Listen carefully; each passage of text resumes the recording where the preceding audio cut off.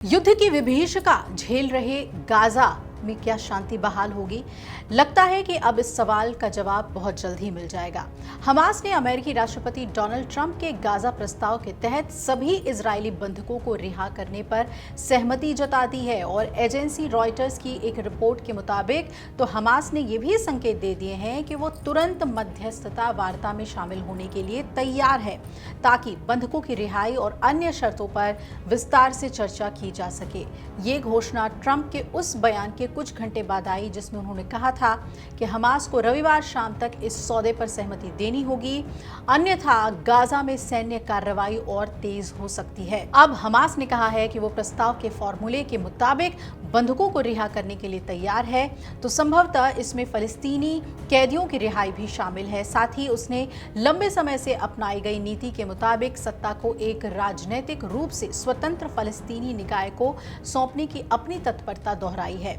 लेकिन गाजा पट्टी के भविष्य और फलस्तीनी अधिकारों से जुड़े कुछ पहलुओं पर सभी फलस्तीनी समूहों की सर्वसम्मत राय और अंतर्राष्ट्रीय कानून के आधार पर निर्णय लिया जाना चाहिए।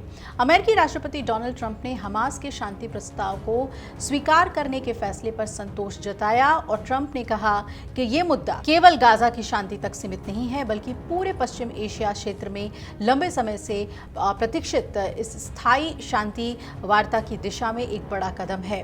ट्रंप ने social media platform truth social पर लिखा कि हमास के हालिया बयान के आधार पर मुझे यकीन है कि वो स्थायी शांति के लिए तैयार हैं।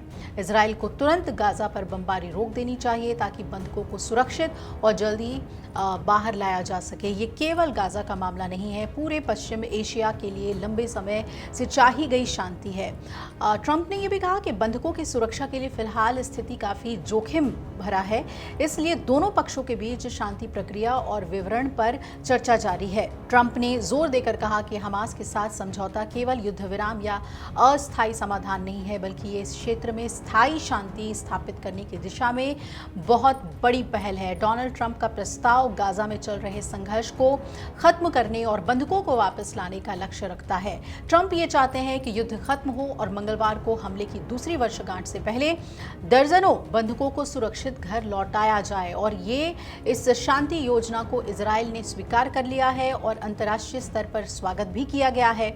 लेकिन मिस्र और कतर जैसे मुख्य मध्यस्थों ने कहा है कि कुछ बिंदुओं पर बातचीत की जरूरत है। इस योजना के तहत हमास को तुरंत बचे हुए 48 बंधकों को छोड़ना होगा, जिनमें लगभग 20 जीवित माने जाते हैं। इसके साथ ही उसे सत्ता छोड़नी और हथियार त्यागने होंगे। बदले में इजराइल अपनी कार्रवाई रोक देगा, ज्यादातर क्षेत्र से पीछे हटेगा, सैकड़ों फलस्तीनी कैदियों को रिहा करेगा और मानवीय मदद और पुनर्निर्माण की अनुमति देगा। अब गाजा के लगभग 20 लाख फलस्तीनियों के लिए अंतर्राष्ट्रीय प्रशासन लागू होगा, जिसमें ट्रंप और पूर्व ब्रिटिश प्रधानमंत्री टोनी ब्लेयर निगरानी करेंगे। हालांकि हमास के एक अधिकारी ने यह कहा कि योजना के कुछ हिस्से अस्वीकार्य हैं और उसमें बदलाव की जरूरत है। फलस्तीनियों को युद्ध के अंत की उम्मीद है, लेकिन वो इसे और पिछले अमेरिकी प्रस्तावों को ज्यादातर इजराइल के पक्ष में ही मानते हैं। अब गाजा के संघर्ष को रोकने के जो 20 सूत्रीय योजना है वो क्या है, जान लीजिए। पहला तो यही है कि गाजा को आतंक मुक्त क्षेत्र बनाया जाएगा ताकि वो पड़ोसी देशों के लिए कोई खतरा न बने। दूसरा ये कि गाजा का पुनर्निर्माण और विकास कार्य शुरू होगा जिससे वहां के लोगों का जीवन बेहतर हो। दोनों पक्ष इस योजना को स्वीकार करेंगे। इजराइल तुरंत सैन्य अभियान रोक देगा और चरणबद्ध तरीके से गाजा से सेना हटाएगा। इजराइल के सार्वजनिक रूप से योजना स्वीकार करने के 72 घंटे के भीतर सभी बंधकों को रिहा किया जाएगा। बंधकों की रिहाई के बाद इजराइल अपने यहाँ आजीवन कारावास की सजा पाए 250 फलस्तीनी कैदियों को रिहा करेगा। इसके अलावा 7 अक्टूबर 2023 हमास के हमले के बाद इजराइल में लिए गए 1700 गाजा वासियों की भी रिहाई होगी और इसके अलावा हर एक इजरायली बंधक के शव के बदले इजराइल को गाजा के 15 कैदियों के शव लौटाने होंगे। जो हमास सदस्य शांतिपूर्वक साथ रहने की शपथ लेंगे और उन्हें माफी दी जाएगी। जो बाहर जाना चाहेंगे उन्हें सुरक्षित रास्ता और किसी इच्छुक देश में बसने की सुविधा भी मिलेगी। समझौते के बाद मानवीय सहायता गाजा में बड़े पैमाने पर भेजी जाएगी। रोजाना कम से कम 600 राहत सामग्री लिए हुए ट्रक पहुंचेंगे और सहायता सामग्री का वितरण जो है वो संयुक्त राष्ट्र और रेड क्रिसेंट जैसे अंतर्राष्ट्रीय संगठनों की तरफ से किया जाएगा। प्रस्ताव में ये भी है कि गाजा का जो प्रशासन है वो फ़लस्तीनी तकनीकी विशेषज्ञों के हाथों में होगा, जिसे एक अंतर्राष्ट्रीय समिति की निगरानी में चलाया जाएगा और इसका नेतृत्व ट्रंप करेंगे। ब्रिटेन के पूर्व पीएम टोनी ब्लेयर भी इसमें साथ देंगे। गाजा के लिए एक आर्थिक पुनर्निर्माण योजना बनाई जाएगी जिसमें निवेश और रोजगार के अवसर पैदा होंगे। इसे अंतर्राष्ट्रीय संस्थाएं आगे बढ़ाएंगी। गाजा में विशेष आर्थिक क्षेत्र स्थापित होगा जहां करों में छूट और व्यापारिक सुविधाएं दी जाएंगी। लोगों को किसी भी निवासी को गाजा छोड़ने के लिए मजबूर नहीं किया जाएगा। जो बाहर जाएंगे उन्हें वापस लौटने का भी अधिकार होगा। गाजा की शासन व्यवस्था में हमास की कोई भूमिका नहीं होगी। सभी आतंकी सुरंगें और जो सैन्य ढांचे हैं उन्हें नष्ट कर दिए जाएंगे। क्षेत्रीय देश ये सुनिश्चित करेंगे कि हमास और अन्य समूह समझौते का पालन करें। अमेरिका और उसके सहयोगी देशों की मदद से अस्थायी सुरक्षा बल गाजा में तैनात होंगे और ये सुरक्षा और स्थानीय पुलिस को प्रशिक्षण देंगे। इजराइल ना तो गाजा का विलय करेगा और ना ही स्थायी कब्जा करेगा। अगर हमास प्रस्ताव को मानने में देरी करता है तो पहले आतंक मुक्त क्षेत्र में ये योजना लागू होगी।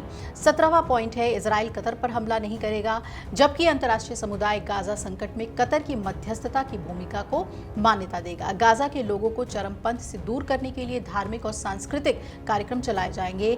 जब गाजा का पुनर्निर्माण और फलस्तीनी प्राधिकरण का सुधार कार्यक्रम पूरा हो जाएगा तब भविष्य में फलस्तीनी राज्य का रास्ता खुल सकता है। और जो 20वां पॉइंट है, आखिरी जो प्रस्ताव है, अमेरिका इजराइल और फलस्तीन के बीच लंबे समय तक के राजनीतिक समाधान पर बातचीत को आगे बढ़ाएगा।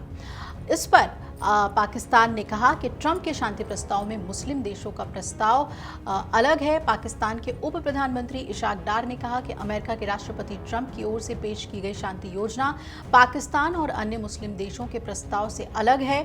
डार ने यह भी कहा कि ट्रंप की योजना में हमारे मसौदे में किए गए बदलाव शामिल हैं, लेकिन ये हमारी योजना से पूरी तरह मेल नहीं खाते। ये टिप्पणी जमाते इस्लामी और अन्य धार्मिक समूहों की आलोचना के बीच की गई, जिन्होंने चेतावनी दी थी कि अगर पाकिस्तान इजराइल को मान्यता देता है तो विरोध प्रदर्शन होंगे। डार ने यह भी कहा कि पाकिस्तान इजराइल को मान्यता देने की तैयारी में नहीं है और मुस्लिम देशों के हितों के मुताबिक ही कदम उठाए जाएंगे। बहरहाल हमास तैयार हो गया है शांति के लिए और ज़्यादातर शर्तें अगर वो मान लेता है तो बहुत जल्द ही गाजा में जो है वो शांति बहाल होती हुई नजर आएगी। अगर आप ये वीडियो YouTube पर देख रहे हैं तो हमारे चैनल को सब्सक्राइब कर बेल आइकन दबाएं और Facebook पर देख रहे हैं तो हमारे पेज को लाइक करें।